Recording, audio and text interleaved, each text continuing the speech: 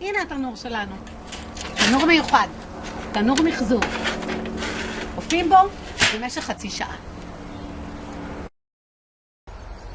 אז עד שהלביבות תהיינה מוכנות בתנור המיוחד שלנו, בואו ואני אספר לכם מה הולך לקרות כאן בפסח. חופשת פסח לילדים מקסימים בין כיתות א' עד ו'. אנחנו מארחים אותם בחווה שלנו להיות בן חורין כבן חווה. מה עושים?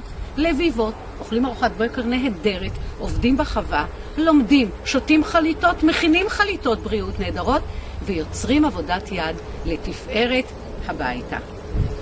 אם אתם אוהבים את הסרטון הזה, במיוחד אחרי שתראו את התוצרים של הלביבות, אתם מוזמנים לעשות לי לייק.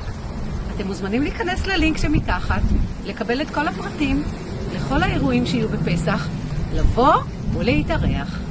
איזה יופי. ועכשיו נראה מה קורה עם הלביבות שלנו. מה קורה עם הלביבות? וואו.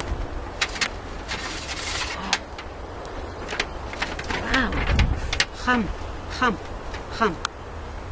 לפני שאני נותנת את הביס הראשון, אתם מוזמנים לבוא להתארח בחג הפסח, לאכול, לעבוד וליהנות. להתראות. שמחה רבה, שמחה רבה.